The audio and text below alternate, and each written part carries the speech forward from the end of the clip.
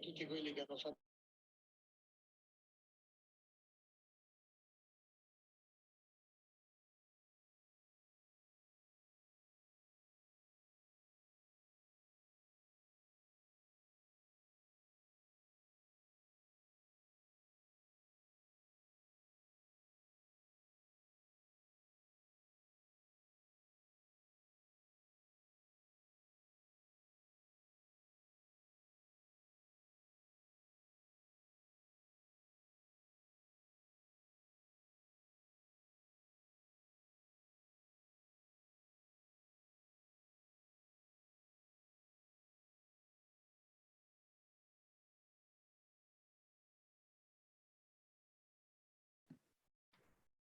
Ciao, auguri, buon compleanno in ritardo.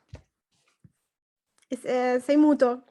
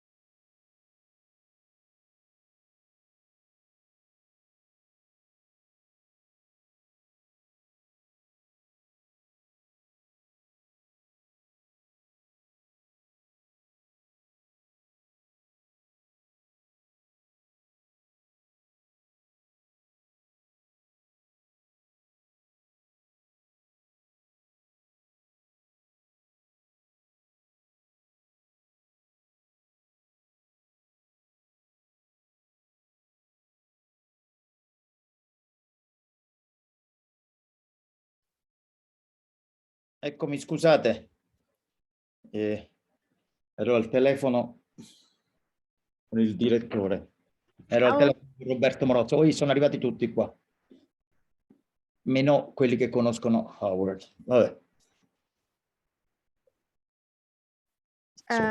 Interrompiamo la registrazione e ripartiamo magari che... Interrompiamo un attimo la registrazione. Hello. Hello. Hello. And Mario and Sofia, we are organizers of the event, and Angelo is also part of the community. And Maria Silvia should arrive shortly. And we start always 5 minutes after the due time, if this is okay with you. Sure, good to meet you all. And okay. How is the weather? Here in Italy, it's terribly hot. Oh, really? Yeah. Well, let's see. We have had weather that was like a rainy November here, not quite to the point of snow last week. And then today, it's like the middle of summer in July. So yeah, I have to say, a piece of autobiography. I had the the hottest day of my life and the coldest day of my life in Chicago. So, I believe it. so I was never there in the spring. So I have a like of a nightmare when I think about the weather over there. Well, springs are, in the past, springs were quite nice. But, under the present climate regime, it's kind of hard to tell what spring will be like or what fall will be like or anything for that matter. Yeah. Where are you from originally? I'm from Chicago, from the south side of Chicago, actually. So it's not a surprise for you that may be extreme there, the weather. Well, actually, the extremes have changed. So when I was a kid growing up here in the winter, we would have like multiple feet of snow. It could be like 2 meters of snow is at most brushed up against the house. And now we barely get any snow at all. Really? Maybe once a winter. Yeah. Wow. Because I went there 20 years ago, there was a storm, a real storm. Not anymore. Not so much anymore. I guess about a couple of years ago, there was one snowstorm that had people on the highway all stuck there overnight, which was really unusual for around here. But no, not so much anymore. Things have been temperate in general, but sort of varying between warm summer. It's going to get hot. I'm sure that July and August will be unbearably hot. Yeah. But right today, we have temperatures that are sort of like a typical July in the past. Warm, very warm, but not awful. Maria is arriving here. Maria Silvia.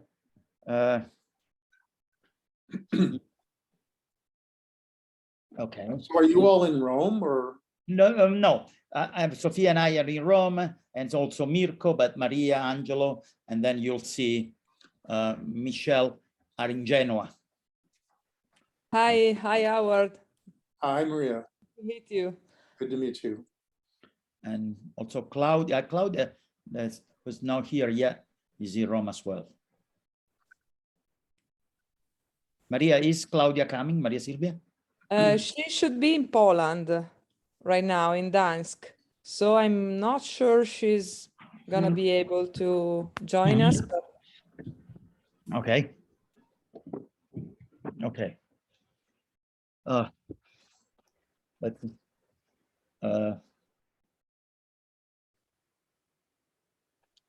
Okay. So Maria Silvia, you'll be the chair in 1 minute or so. So is everybody here a philosopher? Unfortunately, I don't know everybody, but 90% yes, unfortunately. I'm sorry. I'm sorry to disappoint you. Why is that unfortunate? I have more fun talking to philosophers than I do anybody else. So you are a psychologist, right, in training? I am. That's correct. Yeah. But in the past, I don't know, certainly the past 10 years or more, I've had more fun talking to philosophers in spite of my origins not being in philosophy. That's interesting because for us, we have more fun talking with psychologists. Oh, maybe that tells us both something.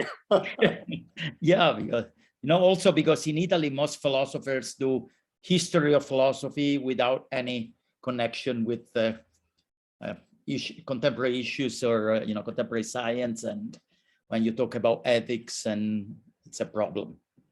Well, that's interesting because I mean, the colleagues that I've been talking to mostly are virtue ethicists, and in the shall we say, in my longer ago years, most of the philosophers that I dealt with were philosophers of mind, Daniel Dennett sorts. Yeah. And then at the University of Chicago, we had historically a strong program of philosophy of science, and so I had good conversations with those folks, although I think they were much more disdainful of I than I was of they.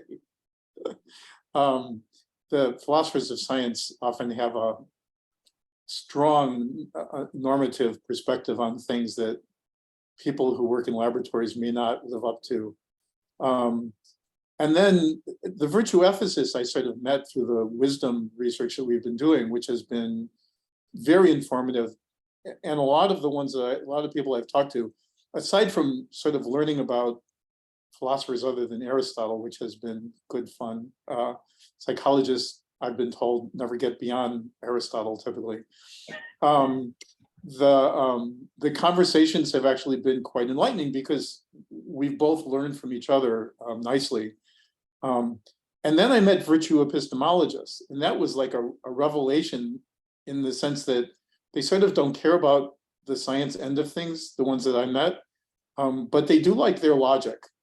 So, I see. So they seem less concerned about the ethics side of things and more about the virtues of logic than the virtues of virtue.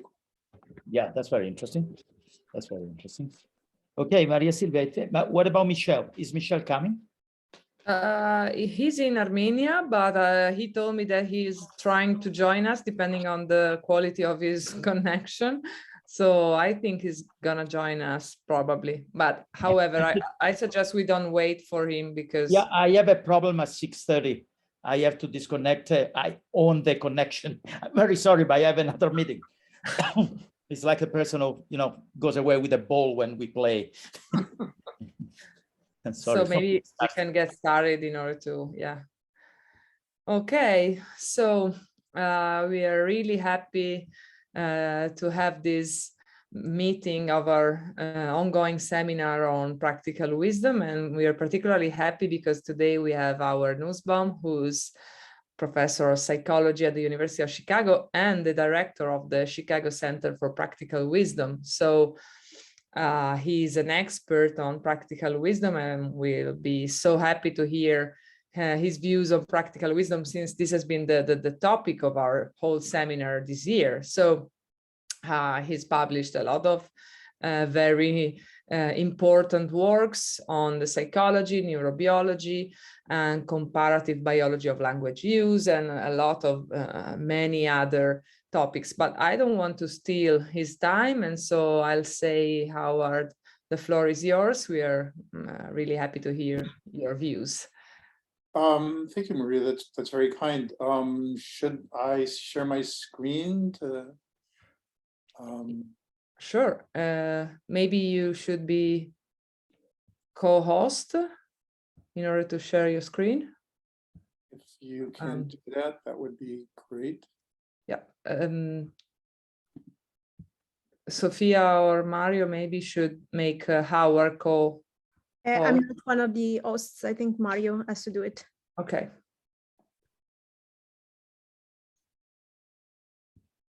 But Mario is muted. Okay, now you should be able to share your screen, Howard. Okay, let's see if this works. I'm not so used to. Can you see the slides? Let's see. Yeah, Does this work? well. Yeah. Okay, good. So let me start out by saying, I don't actually know all that much about wisdom. I've sort of been a fellow traveler, a lot of people who do know something about wisdom.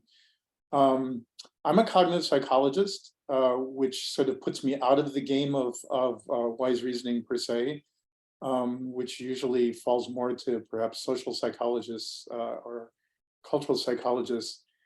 And as Maria was intimating, a lot of my work has actually been about language and language learning. But my lab, the Attention, Perception, and Experience Lab, we sort of study learning the unlearnable. And I think maybe that's how the Templeton Foundation brought me on board, is that the work that we do is really interested in learning and how experience changes us as people. And when I was an undergraduate, when I went to college, actually was interested in studying with Abraham Maslow, was interested in the notion of self-actualization and the fact that we can change and have higher aspirations and so forth. And I guess it took me until just a decade or so ago to start worrying about it. But in part, I guess what I want to do today is I sort of want to introduce you to the way I think about wise reasoning and wisdom, which sort of comes out of psychology and cognitive psychology. And what's interesting to me is that in general, society values smart decisions. There's a lot of emphasis on intelligence. And smart decisions are really about cognitive function. That's sort of how I came at this in the first place. And cognitive function is about how we make decisions, how we use working memory, hold things in mind while we're solving problems, long-term memory, the knowledge that we have, how we reason, how we use logic and so forth. And although those are not really the domains in which I work generally, I do work on working memory and attention and long-term memory. And what is interesting to me is that the notion of smart decisions is that they're rational, that they're divorced from sort of the currents of emotion, the cultural influences. Somehow they stand apart as a cognitive, logical, deductive system. They're not sort of swayed by our feelings. And this really derives from the history of cognitive psychology and economics, where economics sort of emphasizes rational choice. And this notion about smart decisions being rational and divorced from emotion, I think is a bad model of psychology. I think it misrepresents what it means to be human. And that's kind of part of why I got interested in this problem, in that if you think about Feyerabend's counterinductive challenges to the base beliefs that we have, starting to think about this, tearing down these walls, perhaps, between domains of human existence is important. So what does it mean to be smart? It means to solve problems effectively. And of course, when that is approached, it's approached by a notion of what the problems should be to solve effectively. And it's measured by things like, what are our synonyms? So big and large, blame and accuse, misspelled there. They're like tests of image matching, so how we see things, how we arrange things, manipulate things in mind, verbal problem solving and reasoning. And it's supposed to depend on things that are largely, even today, psychologists believe, are sort of not learnable, that is sort of talent. So working memory, the way we hold stuff in mind, that's supposed to be a fixed box in your head, an attention control. You know, you pay attention to things. If you've got attention deficit disorder, you're sort of stuck with the brain you have, and people sort of believe that. And in my lab, we like to challenge those kinds of questions. And one of the challenges didn't come from us, but came from a lot of work by Danny Kahneman and Tulving and various people have sort of challenged the notion that we are rational and unbiased by feelings, that smart decisions are made by processes that are not emotional. Even simple logical problems can be shown to be affected by sort of our beliefs and cognition. And although if you go to sit in a jury box in the United States in a jury trial, the judge will ask you to put aside feelings that you might have that are relevant to the case and just listen objectively to the facts. We can't really ignore those emotional responses. And although we try to compensate for them, we're not very good at it. And so there are all these questions in research now about social context affecting decisions, social beliefs, our social networks, the people that we're interacting with, and all of this sort of undermines this notion about rationality. And so the notion that our decisions are biased, the work by Kahneman, for example, Kahneman and Thaler, showed that if I give you a mug, if I go to the bookstore and buy a University of Chicago mug and give this mug to you, let's say it costs $8 at the bookstore. Once I give that mug to you and it's your very own personal mug, even though you have not changed it in any way, you will want more than those $8 for it. Even though it looks exactly the same and is physically the same as the mug at the bookstore, you'll want more money because it's your mug, and that's called the endowment effect. And there are lots of examples of this kind of influence and bias that just aren't rational. The mug is the mug, it's not changed, and yet you want more money for it. Context has an undue influence. For example, if you talk using I versus we, it actually changes whether you consider other people's perspectives or not. It changes your approach to making decisions. And your social group changes your decisions. And so it's interesting to think about this contrast between smartness and wisdom. So Alfred Binet, who created the modern IQ test, it was very interesting. He talked about intelligence as being judgment. Some of us might think judgment is closer to wisdom than the things that are tested in an IQ test, where those are problem solving. a good sense, a practical sense, that seems more like wisdom to me in some sense. But it's interesting that as the father of the intelligence test, intelligence got far away from wisdom. So from the psychologist's, shall we say, poor, ignorant perspective, we talk about practical wisdom and phronesis as decisions that lead to human flourishing. So this notion of human flourishing is core, and that's very different from what it means to be smart. There's nothing in smart about human flourishing, and yet understanding human flourishing, perhaps the relationship between wise reasoning as an intellectual virtue and moral virtues that might be thought of as things like trust, honesty, generosity, that have been described actually as things that are important for social intelligence and emotional intelligence. The notion that wisdom might be the mediator of those, or the organizer of them, or even directed by them, sort of moves to a model of psychology that's kind of different from the standard cognitive model.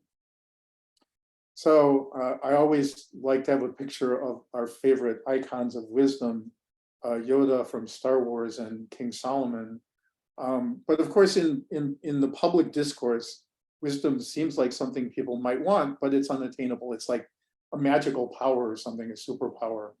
And in many cultures, including in the West, wisdom is often thought to come with age. But of course, we know there are plenty of people who are older but not wiser. We get examples of that in the political realm all the time.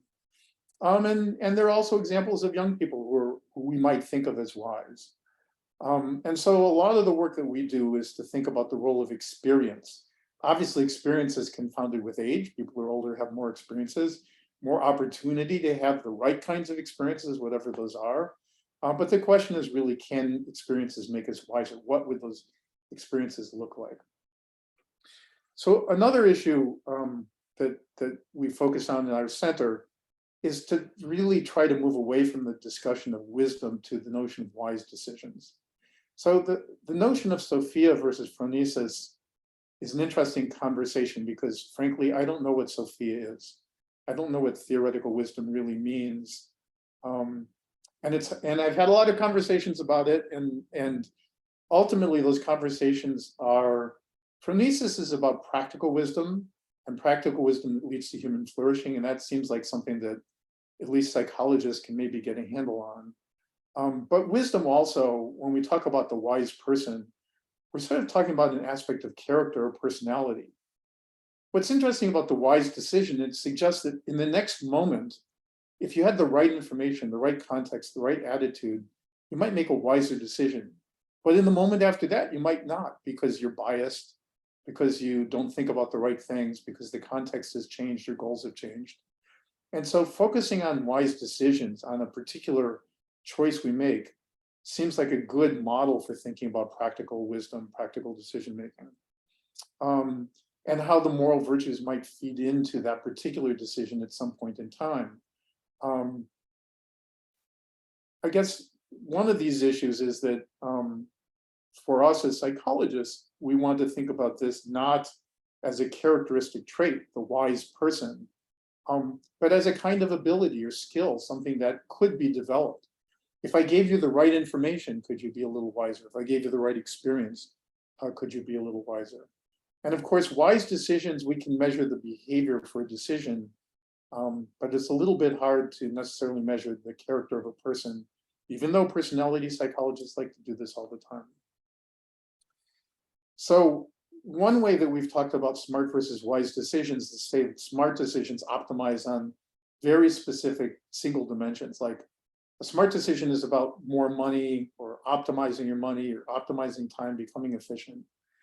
Wise decisions seem to be multidimensional. In fact, where dimensions are in conflict, where there are multiple goals in conflict, even multiple virtues in conflict, where say honesty and generosity might be in conflict, or honesty and friendship might be, or compassion might be in conflict. And so there needs to be some notion of what a wise decision is.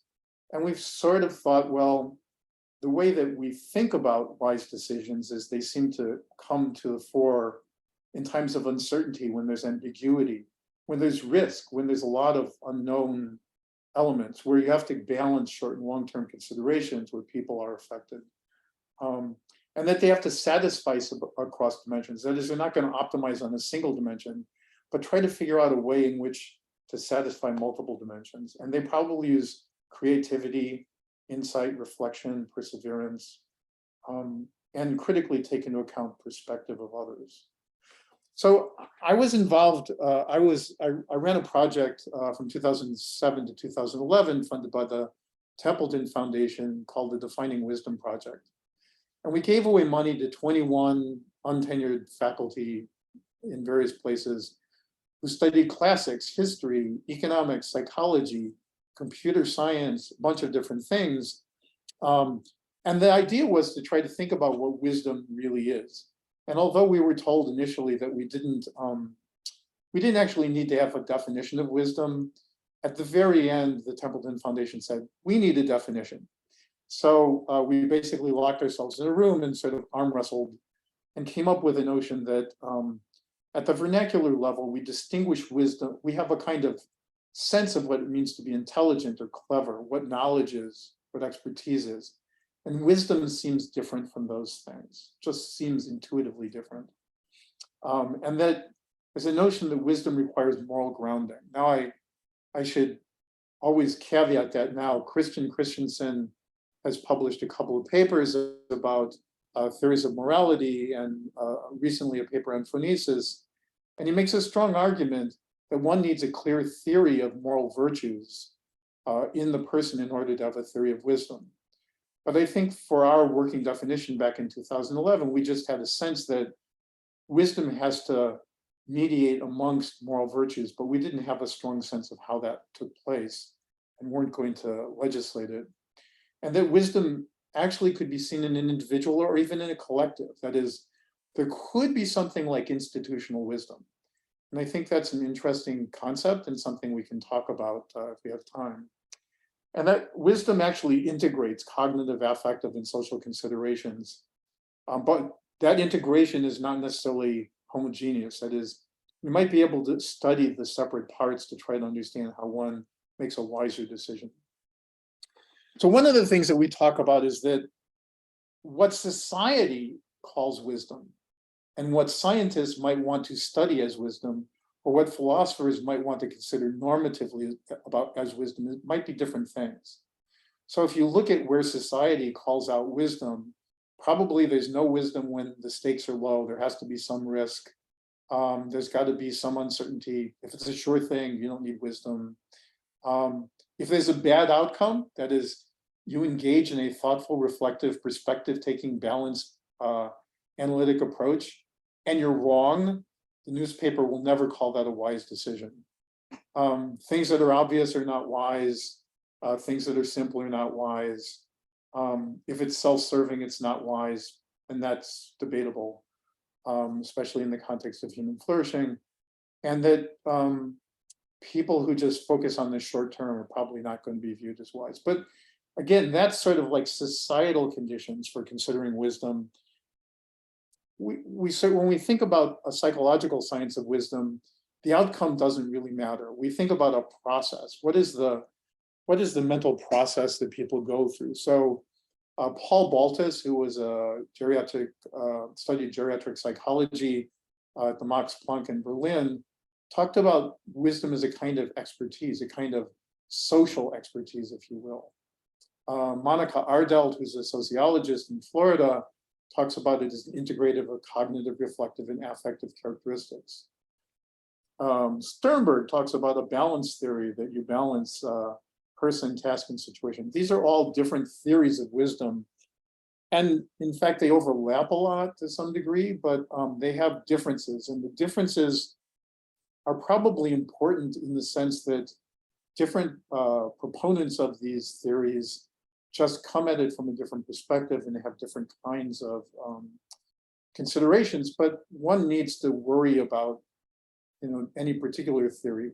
So just as an example, you may not know this paper, but Meeks and Justy, Dilip Justy, proposed a neuroscience theory of wisdom back in 2009. And what was interesting is they sort of looked at the neurobiology of a set of elements that they think correspond to things called wisdom. And they outlined these 6 elements. And basically they picked the elements. It's sort of like, there's an old joke about a drunk losing his keys at night after he comes out of a bar. And somebody comes out and sees him wandering around under a street lamp where there are clearly no keys. And the guy who comes out of the bar asks the drunk, why are you looking under the street lamp where there are clearly no keys if you're looking for something? And he said, the light's better. So that's kind of the way psychologists and neuroscientists work. So one has to worry that there are elements of wisdom maybe not represented in the Meeks and Justy list. But what's interesting is these overlap a lot with the way people think about wisdom. That is, it has to be pro-social, that there is some pragmatic life knowledge involved, that one self-regulates emotional states, that is, if you're impulsive or overly determined affectively, you'll have a hard problem making a wise decision, that you have to reflect. And what's interesting about this version of reflection, it's about self-understanding. Other people talk about reflection in terms of understanding other people's perspectives, and that distinction is important. Unlike philosophers who, at least virtue ethicists, who don't like the term value relativism, psychologists and neuroscientists love it because they seek tolerance and understanding rather than sort of a normative version of values. And then an acknowledgement in dealing with uncertainty and ambiguity. And a lot of these elements show up in a lot of different theories. This is Paul Baltus's sort of diagram of wisdom here. And you can see that this notion of fundamental pragmatics of life shows up, relativism of values, expert knowledge, life context, uncertainties. So very, a number of the same kinds of issues show up here. And I think Baltus would not have argued against homeostatic self-regulation or emotional self-regulation, but they focused on these elements. Recently, there was a paper published in Psychological Inquiry. And what's interesting about this paper is that, psychologists like data. And when there aren't data, they try to make it up. And so in this case, the authors, and I was one of the authors in this paper, but Igor Grossman was sort of the lead responsible agent, carried out a survey of a large number of psychological scientists and just said, what do you think wisdom is? What are the elements of your theories of wisdom? And what's interesting about that is this overlap is critical. And so this diagram, which is kind of silly, basically is an attempt to sort of map out some of these elements of overlap. So one way in which this paper has been taken is that people have taken this as a theory of wisdom, and it's not. It's just the intersection of a set of theories of wisdom. And the intersection could be as wrong as anything, but it certainly reflects how a bunch of scientists are sort of thinking in common about wisdom.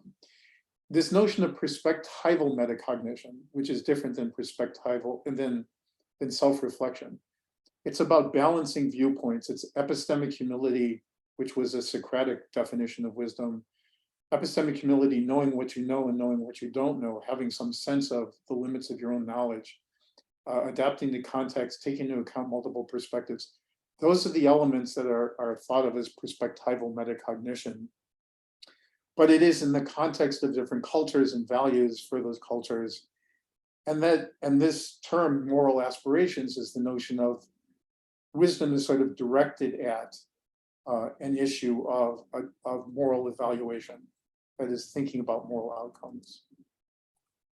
So 44 scientists from a number of different regions in the world were asked, and there's a lot of stuff here, and I'm just going to point out that the highest level of agreement here in what counts as a working definition of wisdom is prosociality. That is the notion that wise reasoning, so if you look at the left panel, working definitions in research, that's panel A, the topmost sort of orangey bar shows that 40% of people working on wisdom research believe prosociality is a central part of it. Note that means 60% didn't. So although we like to focus on the agreement, the disagreement is larger than the agreement. I'm not going to go through all of these, but you can see that there's prosociality, perspectivism, contextualism, self-transcendence, by the time we get to moral disposition, we're down to 30% agreement. And then in terms of the notion of wisdom's role in life challenges, taking perspective gets about 40% agreement. Epistemic humility is important. And so the only point that I'm making about this is that there's some agreement among different theories of wisdom. We're talking about 44 different scientists studying wisdom. But there's a lot of disagreement also, and that's important. We don't have a real, shall we say, solid single theory of wisdom that everybody is believing in. And that's not unusual for psychological science. But it's interesting, the points of agreement, like self-transcendence, moral disposition, judgment. This graph, also from the same paper, basically asks what are the moral characteristics associated with wisdom in the left panel. And these wouldn't be the virtues, by the way. These would be sort of the way psychologists talk about morality, versus the common good orientation in panel B. And so the notion of shared humanity, that we all share something, is a fundamental issue. I think it's interesting that there's 60% agreement that the pursuit of truth is a moral characteristic in theories of wisdom. I'm not sure that virtue epistemologists would call that a moral characteristic, or maybe they might like it, I don't know. But I think it's interesting that these represent how psychologists think about the moral underpinnings of wise reasoning and what it means to be oriented towards the common good. So for psychologists, as I mentioned, measuring is important. One of the things that's interesting is that the very first studies that were carried out by psychological scientists of wisdom basically asked people what they think wisdom is, as if somehow the folk psychology were deterministic of human nature in some sense. But essentially, one way of measuring wisdom is actually to give people a conundrum. You know, here's a moral problem, here's a interpersonal conflict problem. How do you solve this problem? And then to analyze the solutions to those hypothetical dilemmas for the elements that might correspond to a theory of wisdom. So that's one approach. Other people like Monica Ardelt, who's a sociologist, as I mentioned, or Judith Gluck in Austria, have self-report measures. And we use both of those. That is just asking you, what do you like what do you do when you do this kind of thing? As I mentioned, Sternberg and Clayton have looked at folk psychology of wisdom, but there's also the notion of trying to find wise judges and maybe prisoners who are not so wise, and they're trying to characterize their behaviors and thoughts about things. One approach that's been used in economic rational choice kinds of studies is to look at economic students versus divinity students, thinking that somehow divinity students might be wiser than economic students, or maybe vice versa. I think it depends on your theology. And then peer nominations. So for example, people have gotten peer nominations for the wisest therapists or the wisest lawyers, and then tried to look at their characteristics. This is an example of a kind of conundrum that Paul Baltus's group used. The idea is that a 15-year-old girl wants to get married right away. What should she do? What should she consider? And so you can see examples of what a low score would be, which are essentially like, no way, marrying at 15 is totally wrong. This is ridiculous.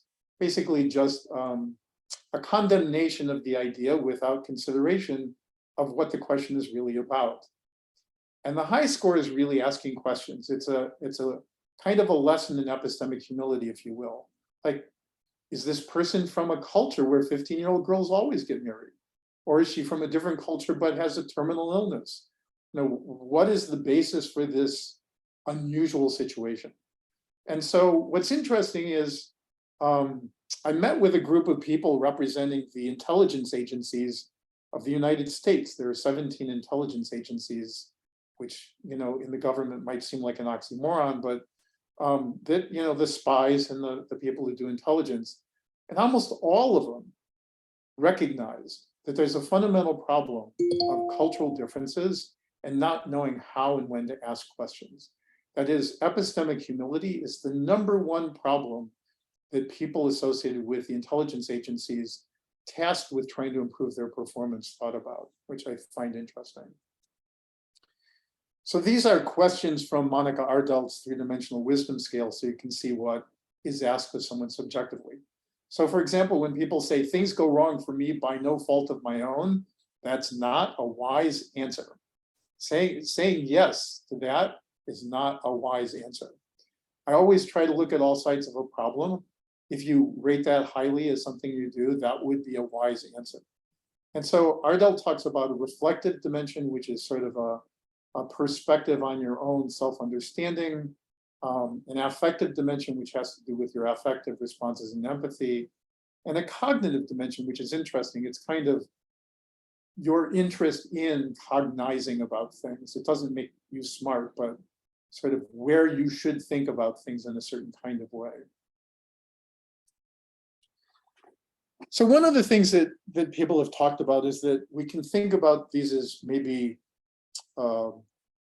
virtuous foundations of wiser decisions. That is, I've been talking about epistemic humility and perspective taking, reflection generally.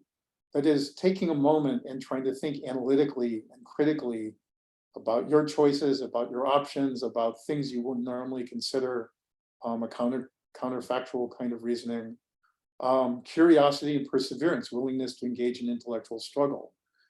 And as you see, these things sort of interconnect. That is, perseverance, willingness to engage in intellectual struggle depends on your ability to reflect. If you can't reflect, you probably don't persevere in intellectual struggle. And so these things are sort of ultimately tied up one with another, which wouldn't be surprising to many virtue ethicists, but also that these moral virtues are critical in some fashion, which we don't have a clear theory of, which was Christian's argument about a problem for theories of wisdom.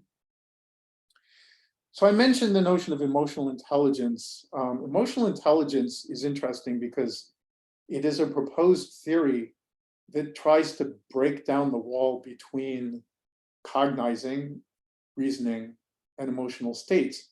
And it basically suggests that understanding your own emotions might be useful in making decisions, understanding other people's emotions, perceiving emotions in a social situation, et cetera. So emotional intelligence basically takes a kind of dimensional perspective on how you understand your emotions and make use of them, in essence. And so from those 44 scientists, it turns out that a lot of scientists think that emotional intelligence is important and relevant for wisdom, and that it's important for perspective taking. And so I think that's an interesting issue, because first off, it suggests that wisdom researchers are moving away from the paradigm of cold cognition on the one hand, but also sort of suggesting that emotional intelligence is a capacity that has been measured for some time, and one can think about as anchoring wisdom in some fashion, perhaps. So these are just the dimensions that I was mentioning: perceiving emotions, using emotions to facilitate thought, understanding emotions, and managing emotions. They're just dimensions from a particular Peter Salovey theory of emotional intelligence that's measured by a particular task, the mesquite, which has both performance and subjective self-report measures. And in fact, we recently tried to measure the relationship between emotional intelligence and wisdom and prosociality. So we gave people this mesquite, 144 items. We gave them a situated wise reasoning scale, that's Igor Grossman's measure of wisdom, an epistemic humility measure, an empathic concern measure, and a perspective taking measure. So we tried to measure these elements just in a kind of survey for 150 students. And what I just want to point out is in yellow, this is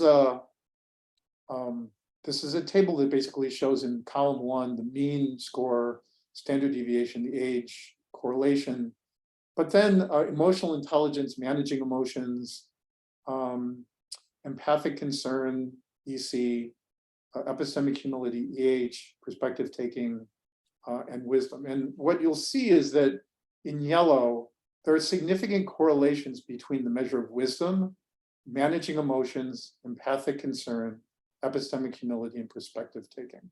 And I just want to point out that this notion that emotional intelligence might be important for wisdom that scientists have seems to be empirically true. What's interesting in our study is we played a little statistical analysis here. So you see a box corresponding to the scores on emotional intelligence on the left, the Swiss, which is the measure of wisdom, on the right, and in the middle, empathic concern, epistemic humility, and perspective taking. This diagram says that the relationship between emotional intelligence and wisdom is actually mediated by these dimensions of empathy, humility, and perspective taking. In other words, those are the core foundations that are important in wisdom. And if you have those in wisdom, you'll have some evidence of emotional intelligence as well. So just the notion that these are fundamental as elements that mediate between these. So I think I'm running out of time. I think I was told 45 minutes. Is that correct? Yeah, it's correct, but we were a bit late, so you're not running out of time, really. Okay. Well, there's much more here than I can actually get to, but I just wanted to introduce the notion that wise reasoning could be thought of as something like a latent ability or a talent that everybody has, and experiences just manifest it. That is, they just bring it out. It sort of makes it revealed, kind of like ultraviolet light over a kind of contrast agent or something. Or it could be a skill. It's something that you develop and learn. And so one of the things that we think of in the group of people that I talk to is that you need working memory. That's a fundamental cognitive construct, holding things in mind. Your ability to do that differs between people. You need to be able to control attention. That is, if you can't keep your mind on the problem, or you can't keep your mind on the elements of the problem and hold them in mind, you'll have problems making a decision, struggling with a problem. Some form of self-regulation so that you're not overpowered by your impulsive responses in the situation. Reflection, ability to make inference, curiosity, perseverance, epistemic humility. The things that we've been talking about are all elements, but some of these are actually thought about as characteristics of people. Curiosity. Like, we don't think about curiosity as something necessarily you develop. And so the question is wisdom, dependent on a set of fundamental elements of human personality that are just there from birth, or maybe developed in some fashion from your experiences, but revealed, not learned? Or maybe these are things that you could learn. And when we talk about things like learning, we often talk about the content of experience, right? We're just learning from the outcomes of these choices, or we're learning from the kinds of choices available in these situations. But it turns out, we learn from contiguity. So, Mill's theory of associations is a long-standing model that still holds to explain human memory.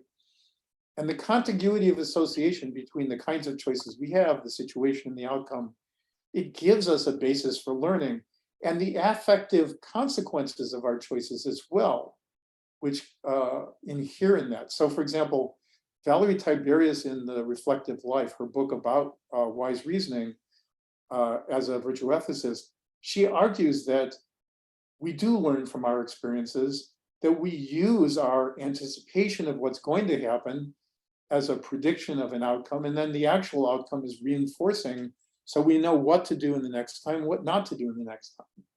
And so I think that the positive, expected, negative, unexpected outcomes can be very informative. And her theory actually gives us a kind of roadmap from a philosophical perspective that's grounded in psychological argument. And so her theory of wise reasoning basically suggests that you need epistemic humility, reflection, you need to engage with intellectual struggle, and you need the virtues as value commitments. In other words, one of the things that she argues is that although wise reasoning is critical to living a good life, your good life, and your good life is about choices for you, what's good for you, that ultimately, if you keep making those choices, you will converge on virtues as normative values. In other words, I think she's probably a natural philosopher and neo-Aristotelian in this sense, but I think she believes that your experience in trying to make these wiser decisions is what leads you to establishing the virtues as sort of normative values and value commitments. So let me just, I just want to make the point that skills are acquired through experience, including practice. So if we think about practice as a kind of experience, it suggests that maybe we could give people a set of shaped experiences, which, having engaged those experiences, might develop wise reasoning, depending on what those experiences are like. That skills depend on a number of psychological processes. It's not a single thing. And so we need to understand this in a complex structure. And so we've looked at how practice might relate to wisdom. So this is a paper we published some time ago. We looked at people in various ways, either people who were engaged in long-term practices like meditation over years, or we would expose people to certain kinds of language like compassionate language that might be used in metta meditation or loving kindness meditation, or we give people certain kinds of experiences to try to shift their biases.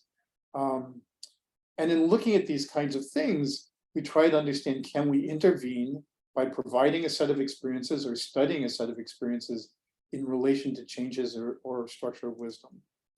And so in one study, this is the study that I was referring to a second ago, we looked at people who meditated, who had a practice of meditation, from novices who had just started out to people doing it for decades. We looked at people who engaged in something called the Alexander technique or the Feldenkrais technique. Those are body-centered techniques that actors or singers, musicians use to center themselves, if you will. And actually, both in terms of the Alexander technique and in Feldenkrais, there's a sense that they should change the way your mental processing operates and make you calmer and better self-regulated. And then we actually chose a group of ballet dancers as a kind of control. We thought, well, you know, ballet dancers, it's a physical activity. People do it over years. Maybe that would be a nice control for things. And just quickly to show you, these are the scores for people overall. So that what this shows is that people who meditate are actually significantly higher on wisdom than people who engage in Feldenkrais as a bodily technique, and a lot more significantly higher than people who are ballet dancers. And in fact, ballet dancers, one could say overall, are not particularly wise. Their scores on the wisdom scale are just not that high. But what's interesting, what we found, and the only thing I would point you to is, if you look at the slope of the blue lines, the blue dashed lines, the top three panels show the different dimensions of Ardelt's wisdom scale: cognitive, reflective, and affective wisdom. The top three panels show meditators over 5 to 30 years. The bottom three panels show ballet dancers over 1 to 30 years. And what you can see is that in these cases, the blue lines slope upwards. What does that mean? It means people who practice meditation for 30 years have more reflective and cognitive wisdom than people who practice for a year or 5. And that this is a general increase. And it's also the case that ballet dancers show the same increase, that ballet dancers practicing show this increase. But Alexander technique and Feldenkrais do not show the same kinds of increase. Do we know why ballet dancers seem to be wiser when they're older than ballet dancers? We have no clue. Could it be that it requires self-control? Could it be that they think about the other dancers and coordinate with them? Could it be that their feet hurt and they know how to stop earlier? I have no idea. But I think it's interesting. This is, you know, almost 100 subjects, and it does suggest that there's a relationship between experience and increased wisdom. And it doesn't say that practicing ballet makes you wiser. Could be that the wise people stick with ballet longer than the unwise people. We don't know that. And that could be true for meditation as well. Just quickly, if you're aware of the, shall we say, fad of mindfulness, that is focusing on the present and then letting go of the present and sort of learning to control attention, there is a kind of notion that mindfulness should be related to wisdom in some fashion. And we carried out a small study with 16 elementary school teachers because there's an online course in mindfulness that takes place over 8 weeks. And so we gave an incentive for these teachers to enroll in the course. We studied a group of teachers before they enrolled in the course, and then after they enrolled in the course. And essentially, we gave them this three-dimensional wisdom scale. And the only thing I want to point out is that taking the class increased mindful awareness, so it increased their attention, but it also increased wisdom in terms of cognitive attention, cognitive wisdom. And so it didn't affect all aspects of wisdom. It affected one particular aspect of wisdom. And it didn't actually last, it lasted a little bit, but what's important about this is that this notion that I raised earlier, that wisdom could have elements or dimensions that could be relatively strengthened, some parts better, some parts not better, I think is an interesting concept to think about. Let me just skip over some of this and just go to the end. I guess let me say this quickly. We did also study a group of students who studied abroad. So the question was whether going to another country for a year affected students in various ways. And we looked at study abroad students, those who went, those who were interested but didn't get to go because of COVID and other things, and those who had no interest in studying abroad. And it turns out that, of course, groups 1 and 2, the study abroad and the interested, have similar interests, but they have different experiences, right? If you're interested in studying abroad, you're the same kind of person who did, but if you didn't get to go, you don't have those experiences. And of course, our question is really about how the experience of studying abroad affected people. And what we found basically is that experience studying abroad actually increased measures of civic virtue and epistemic humility. Did not systematically increase wisdom, but it increased those things that you might think should be related. And furthermore, those who had better qualities of experience had greater effects on civic virtues. And so if you think about civic virtues as related to wisdom, then that becomes important. Let me just finish up. So this is kind of cute. I was asked to do a podcast about wisdom, and this guy, Duff Watkins, made me give him 10 lessons that it took me 50 years to learn about wisdom. And not that I've studied wisdom for 50 years, and not that I really can give any lessons about wisdom. But he made me do this anyway. So as a kind of collaborative effort, this was sort of the distillation of essentially what we were talking about, which is it's probably better to listen than to speak. It's probably better to ask questions than to lecture. It's important to understand other people. It's important to understand just how ignorant you really are. It's important to become curious. It's important to show gratitude. Perseverance is important. It's important to reflect before and after acting. That's definitely Valerie Tiberius's perspective. And thinking about making wiser decisions is more important than just thinking about being wiser, and that it's a skill you can learn. So I'll stop there. I just want to acknowledge that there are a lot of people sort of behind all of this talk. So Anne Henley, Boaz Kesar, Mark Berman, Greg Norman, Fan Yang, Kate Kinsler are all in the psychology department, but I actually work with economists also, Ali Taksu and John List. They may be skeptical about wisdom, but they're willing to play along. And I've learned a lot about Thomas Aquinas from Candace Vogler, as well as she's demonstrated a lot of wisdom as a virtue ethicist. And then Harry Davis has started to incorporate wisdom into his leadership classes in the Booth Business School, which is interesting. And Yana Kim is a graduate student. And so the work that we do has been supported by the John Templeton Foundation and the Robert Wood Johnson Foundation and Social Sciences. Thank you for the opportunity to talk to you. Thank you. Thank you very much, Howard, for this great talk. You gave us food for thought.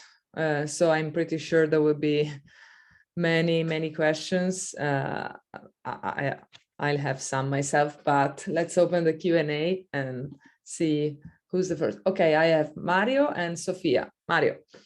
Thank you very much. And that was really food for thought. And I like the scientific proof something I suspected, that going abroad broadens your mind and makes you a wiser person. I also read once that only 9% of the Americans take a passport in their life. I don't know if it's true. That's anyway. So I'm particularly puzzled by the idea that wisdom has prosociality. That's something that is defended commonly, and it seems to me that this is affected by this idea that we shouldn't. That comes from John Stuart Mill mostly, I think. We shouldn't judge what people do regarding themselves. Is not rational, real, national, moral, immoral, their own business. But I think for virtue ethics is different. We judge characters. So think about Robinson Crusoe. We think that Robinson is very wise. And he's very wise because he has a project in mind and respects his own life, does things that makes his life worth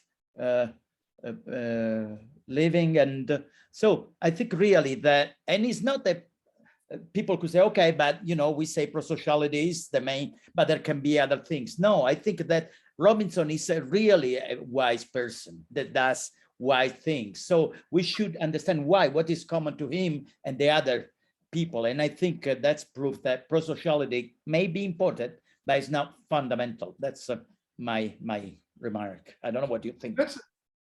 That's a great point, and it does come up every once in a while. It's typically cognitive scientists who want to make that argument. That is, can you be wise alone on a desert island? Is the argument that's often raised, and it's interesting. So the way I think about it, so I guess I'll say two things. One is, my understanding of a Thomistic perspective is that conflicts between moral virtues, in essence, need to be adjudicated by wisdom in some sense. And under that model, that if one takes the moral virtues in a sense as being pro-social, which I can understand is not necessarily solely the case, that is, one can be moral for one's own reasons in normative states. But if one took it as like social intelligence, then I think that's the route by which many people sort of come to the pro-sociality argument. What's interesting about the argument you raise is the following. If Robinson Crusoe were only brilliant, but not wise, what would have been different? That's the way I approach the question. Which of his choices, how many of his choices could have been informed simply by problem solving and intelligence? And which ones needed something more? And if those needed something more, then let's call that wisdom. And so then thinking about those kinds of choices that called for that something more, what is in common to those choices? That's sort of where I start in thinking about it. And I don't have an answer for it, but that's the conversation that I would sort of pursue. And indeed, people on a desert island may uphold standards, I would think standards of moral virtues in spite of the lack of other people. That is, one's humanity, the definition of one's humanity in normative terms is not erased by the absence of other people. And so the notion that one is part of humanity is still a form of pro-sociality, which might shape one's actions, even if there is not a direct social interaction. That's my dodge. I call it a dodge because it's not quite the right answer, but that's how I think about it. Sophia? Sophia, yeah. Okay, thank you. I have two questions, if I may.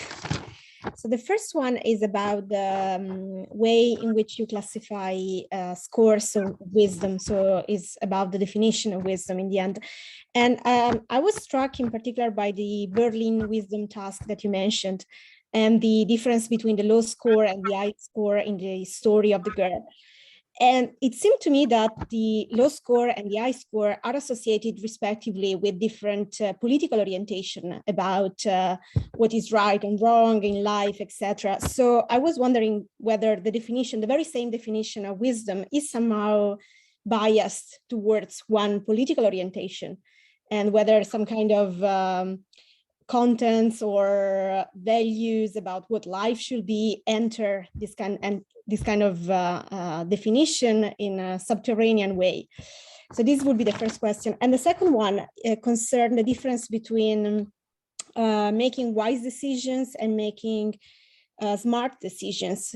And I was wondering whether what you said about the fact that wise decisions are associated with a certain kind of experience and a certain kind of social concern, etc., makes wisdom something that is specifically human compared to the problem-solving ability that can be typical of other forms of intelligence, such as the AI, for instance. So I was wondering whether you think that we can also have an AI that is wise, or we can just have an AI that is smart and then can be a great problem solver, but not a wise agent in the same way as human beings can be. Thanks. Wow. So I'm obsessing, unfortunately, about the last question, because I wrote a commentary about whether AI can be wise and have to write a paper for Frontiers about it. Go back to your first question. Say your first question in a nutshell again. Just remind me.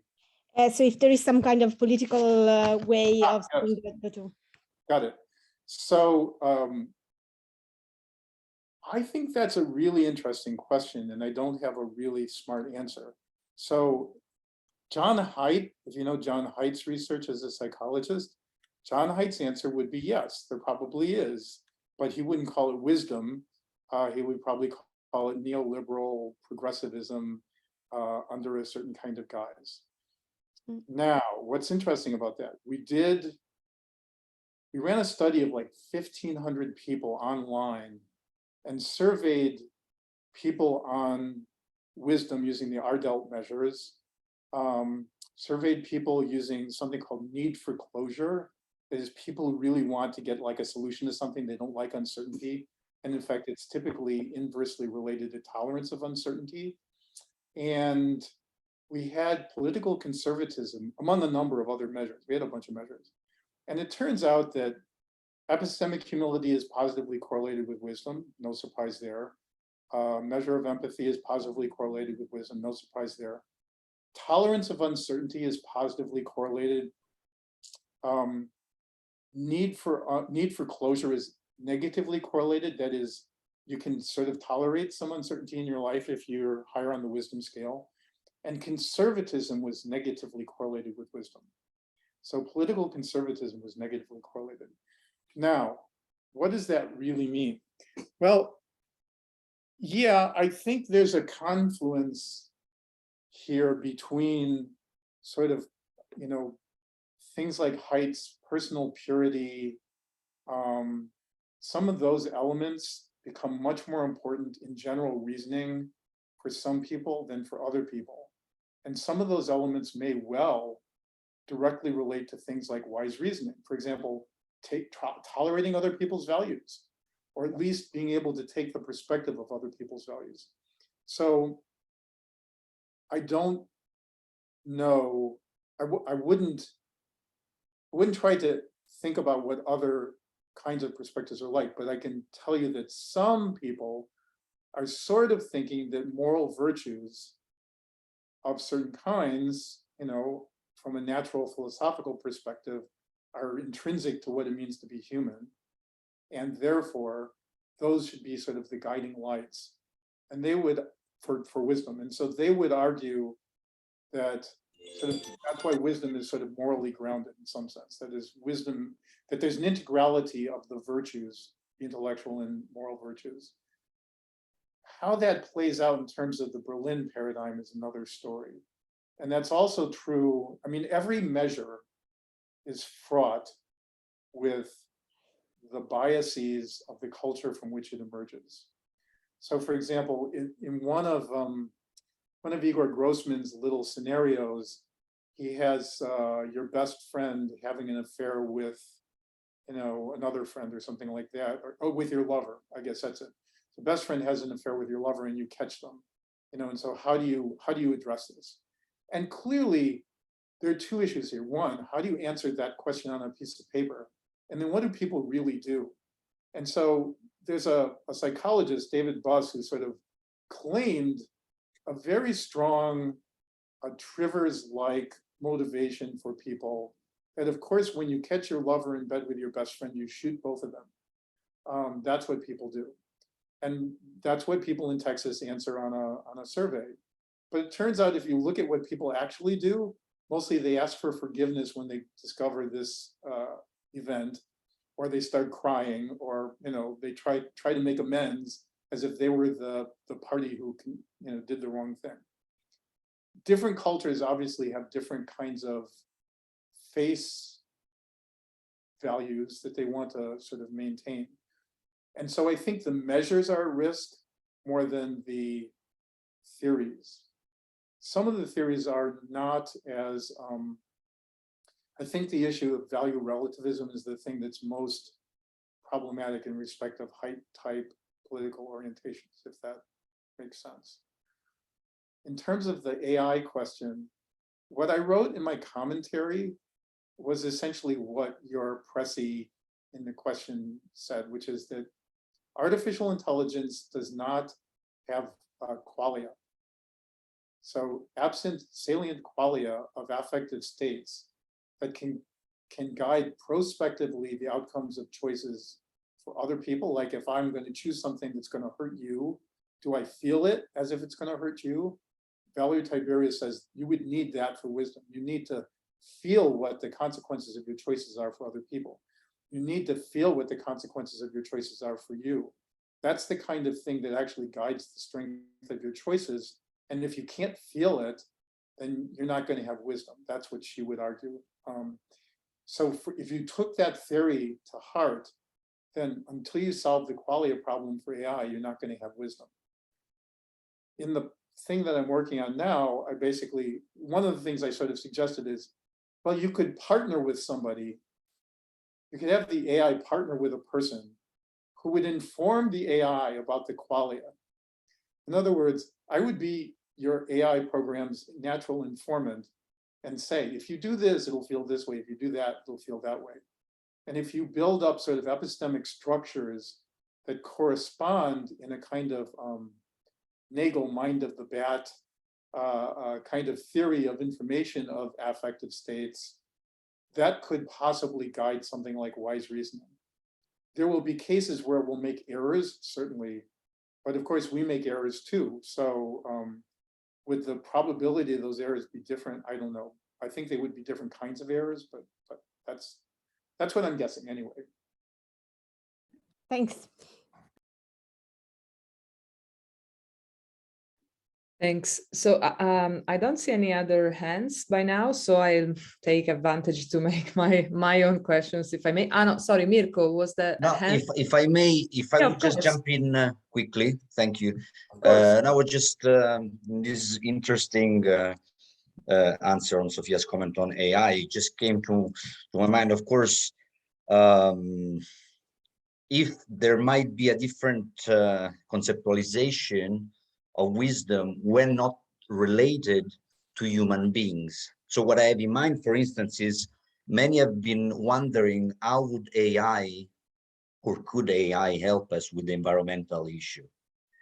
And now there may be this distance that I completely agree with you, between intelligence and wisdom could be somehow reduced, because this level of empathy that supposedly we should have towards our planet, let alone our survival, seems to be not working in our way of interacting with the problem. Whereas perhaps AI, given, of course, perhaps even some inhumane coordinates, which could be get rid of human beings and we will solve a balance within this planet, might have that opportunity of behaving in a wise way. So I just wanted, sorry, I would just wanted to have a comment from you because I found it fascinating. Thank you. So I think that's interesting. So one of the things, so there was a behavioral economist as part of the original project who wanted to not get rid of the notion of institutional wisdom. So the notion of institutional wisdom is interesting. because institutions don't feel anything as institutions, right? So in some sense, we could take institutional wisdom if there's an institution as a model for AI and ask, could there be institutional wisdom? What does that mean to have institutional wisdom? So one notion of institutional wisdom would be, imagine an institution of some kind, government or some foundation, that has a policy such that the constituents of that policy flourish. In other words, the policies of the institution lead to human flourishing. Now, in that circumstance, you'd have to argue, I think it fits the Aristotelian definition of practical wisdom, even though the institution doesn't feel anything. So then the question is, how do you, does that make sense? I mean, that's just, so then the question is, how do you make a wise institution, or what are the models of wise institutions? And one model is unfortunately a degenerate case where there's a leader who's wise. So you have a wise leader, and the wise leader writes the wise policy, and then it helps people, and that's a bad, we don't like that, right? That doesn't get us any place. That's just wisdom written a different way. But there's something called distributed cognition. So it's an interesting phenomenon that people have studied. This guy, Ed Hutchins, studied like groups of sailors making decisions together, or people in an aircraft, pilot and co-pilot, how they make decisions. What he found is that no one person had all the information. So for example, in a naval vessel, this guy is watching the sonar, this guy is doing the steering, this guy is sort of running the engines, this guy has the maps and is navigating, and they're communicating to each other. So distributed cognition, and it demonstrates that no one of those could solve a problem. That is, you can have distributed smarts, okay? You can distribute the information and processing such a way as to get smarts. And so the question that comes up is, if you have some person who has compassion, empathy, moral virtues, interacting with the AI system, is that kind of system distributed? So you can imagine that in an institution, you could have a really, really smart problem solver, and you could have a really, really compassionate person. And the way they interact is to trade information, so that the policy that emerges from the two of them together is a more compassionate policy, but it's really clever and smart. And neither of those alone would come up with that policy. And so if we take that as a kind of model of distributed institutional wisdom, there could be something like that, where AI gets informed by its interaction with people to some degree, either asks an epistemically humble question at the right time. I don't know how this would feel, but how would it feel to you? You know, do you have compassion for this group of people, or should we just get rid of them because they're polluters? You know, so one could imagine a kind of system whereby this kind of distributed cognition forms the basis for artificial wisdom, and that this notion of distributed artificial wisdom is a training wheel, if you will, that the AI learns from those encounters and those experiences, but starts to assimilate enough depth of knowledge that ultimately can act on its own. I don't know, that's sort of my best approach. Thank you so much. Okay, so well, if I may, I'll ask my two questions.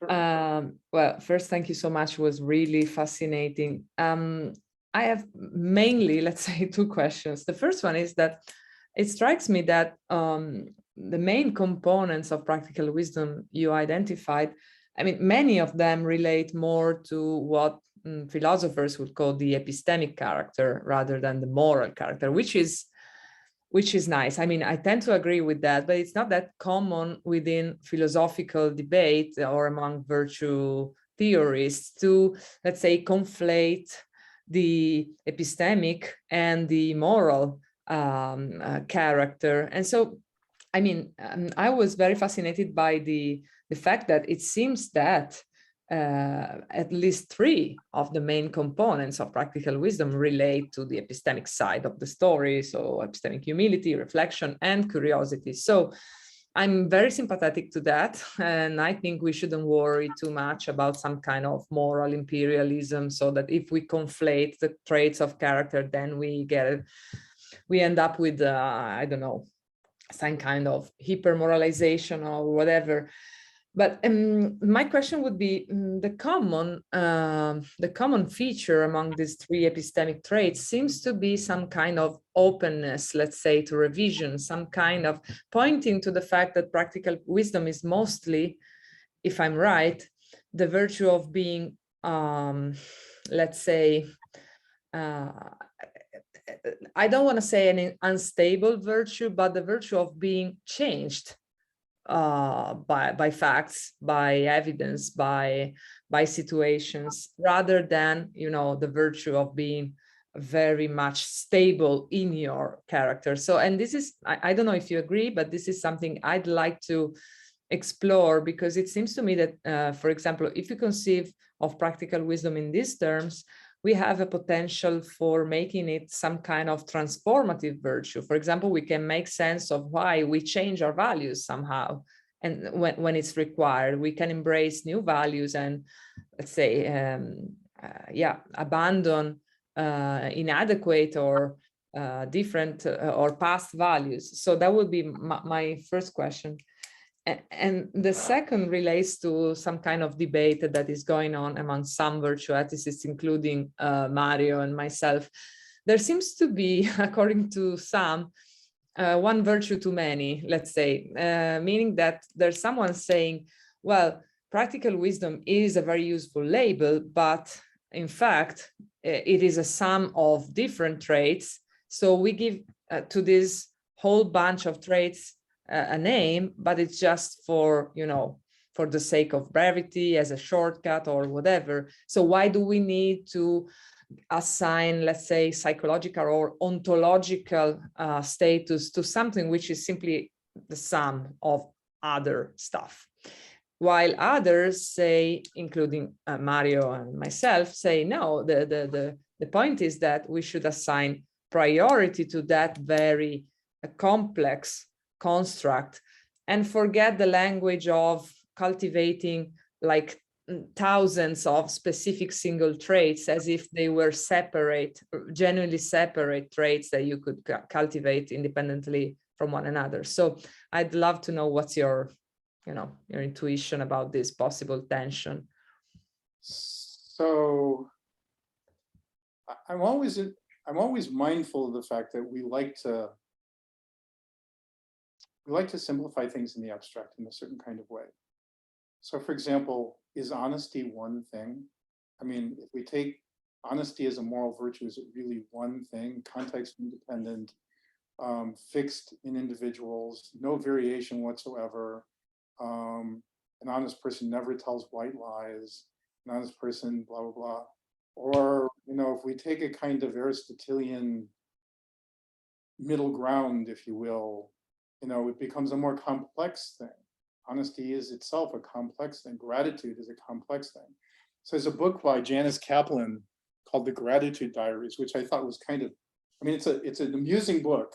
What she did is she took research on gratitude, and each chapter she engages a different kind of gratitude systematically to see what it feels like.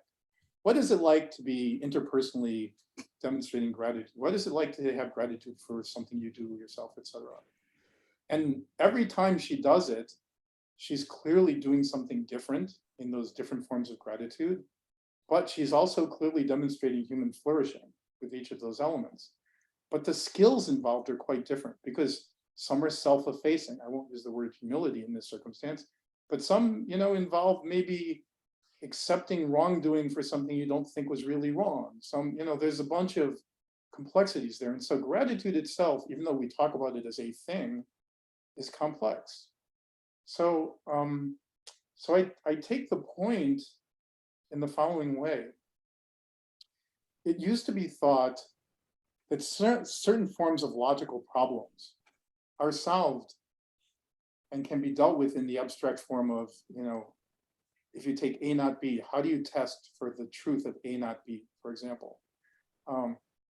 And if you give people a set of cards with A, not A, B, not B, and what numbers could be on the other side and what to turn over, people make a lot of errors in testing the right things. They have confirmation bias. There are a lot of problems in testing that. If you tell people, for example, If you're 18, you can drink. They have no problem solving the logical problem in the concrete form. And that's true for a lot of logical problems. What's interesting about that is the work on the Wason problem, the work on some of these logical problems suggests that our ability to engage in a certain kind of reasoning is context dependent. If it's context dependent, then it is bound up with a number of other things that have to do with our knowledge of situations and so forth. And furthermore, it may well be, and I'm betting this, but I can't think of the specific studies, that our affective states are bound into it as well. That is, if we're feeling positive, we can actually reason more abstractly. If we're feeling bad, we have to be more concrete. And those kinds of things also are sort of episodic. And so in the abstract, yes, it would be wonderful if, but the truth is people sort of reason very concretely. That's a way of me sort of circling back to the notion that we like to listen to orchestras as well as soloists. And orchestras have emergent properties that are important. But the context of the elements within the orchestra determine the aspects of the emergence in a large part. And so I guess I fall down on the side that the elements that we were talking about the intellectual virtues, are not unique to wisdom, right? A smart person better be able to reflect, persevere, et cetera, et cetera. Those are elements of being smart. But we wouldn't say that a smart person has to have the moral virtues. I mean, there are lots of examples of being smart that don't involve moral virtues necessarily. And in fact, there are elements of being clever that don't involve moral virtues, and in some case, anti-moral virtues. So I think that we wouldn't say that the issues about being smart are dissociable from the issues about being wise, but they may change in the context of the moral consideration. How you reason may change in that context.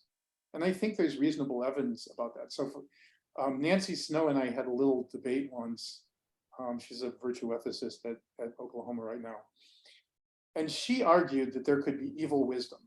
And I said, I don't think there can be evil wisdom. So she said, okay, here's an example of evil wisdom.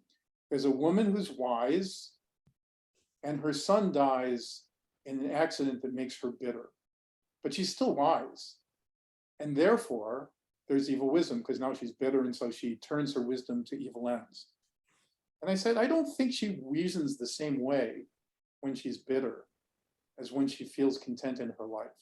I don't think, and I think there's reasonable evidence to find in the psychological literature that people change the way they reason in different affective states. And so if you take away some of the elements, I think what you've done is take away wisdom. So it's a weird thing for psychologists to say, you know, smart people who are morally sensitized are maybe more wise than people who are smart but not morally sensitized. And yet I think that sensitization or consideration changes the way they reason. We haven't demonstrated that yet, but we're having some conversations about it. So one of my student Yenna and I are talking about, you know, do you reason differently in a problem when you have a different feeling at that moment? And can you be made to be slightly wiser if you have a different perspective on people and if you have a perspective on yourself in that moment? And there is some evidence that suggests it. So one of the things we did is we exposed people to compassionate language, the language of loving kindness meditation. No meditation, just played a tape. Or we played a tape about security and health and used the same syntax. So it was just about loving kindness or about security and health. And it turns out that ratings of empathy, that is your ratings of pain for other people in pain, change significantly in the loving kindness exposure. I think that there's pretty good evidence that, and Igor Grossman has also done this, if you talk about a problem in the third person, you're more likely for certain kinds of problems to reason wisely in that circumstance than if you talk about it in the first person. And so I think that goes to this issue about why we have to consider the integration. But now I've lost your first question. It was about the like common feature of openness, or let's say, yes. Yeah. Well, I think that's right. I mean, I think that, so the issue you're raising is the psychological mutability of people who are wise. And I think that ultimately, you have to be open to be mutable. But if you're open and not mutable, I think that's a problem for developing wisdom, right? So I think changeable plus openness are the critical elements here. There are other things that are important, like if you can't reflect at all, like if you just can't sit and listen to your thoughts, I don't think you're going to get the mutability to work right. There will be circumstances that hit you over the head, and maybe you don't do that thing again, whatever that was, because you got punished or you got rewarded and you do it again. But by reflection, no. So I do agree that openness and sort of openness to change, those are two things really, I think are both important. But that goes back, I think, to Sophia's question about, sort of the political orientation that is inherent in some of these notions. Like if I know what the values are, and they're my values and your values are wrong, which is a political orientation that Haidt argues underpins some political orientations, I think that's a problem for wisdom, but it's only a problem for wisdom if you accept those virtues, right? What's interesting to me is there's a Center for Wisdom and Leadership in Mumbai as part of a business school. And so you'd sort of think, well, maybe the virtues that are under consideration there might be different, but they're not.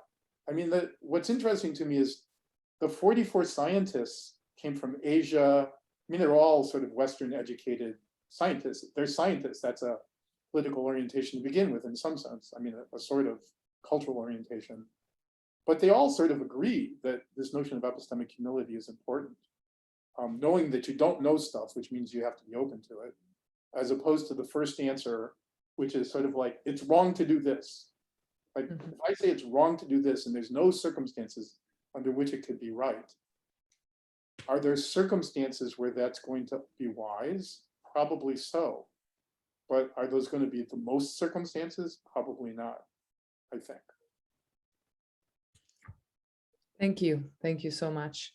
Mario, just let me know if we must close the meeting. I think I have to share with this Zoom another seminar. I'm sorry. we want our perhaps in person to Italy at some point next year. Are you available for that? I would love to come. I have a very close collaborator in Trento, so we have a long-standing date to go to meet in Milan for writing purposes. But so I definitely would love to come to Italy in the next year. So we'll let us know if you're passing by Italy so we can like catch you. But also if you don't come, we'll plot something. That would be wonderful. Next year. I would love to sit and chat. It would be nice to have a more extended conversation. Yeah. And I would love to hear more about your own work and how you're thinking about things. This notion about integrality and separability, I think is fundamentally interesting in terms of what a theory ought to look like. And unfortunately, psychology approaches many things with a reductive, dissociative approach, which is problematic. It's good to measure things, but it's misleading about operation of things. And so I'd love to have that conversation. Yeah. Well, many thanks again to Howard and to everybody for the great talk and discussion. Well, thank you for inviting me, and I hope we get more discussion in the future. Yeah. Bye-bye. Hope so. Bye. Bye. Bye-bye. Bye-bye.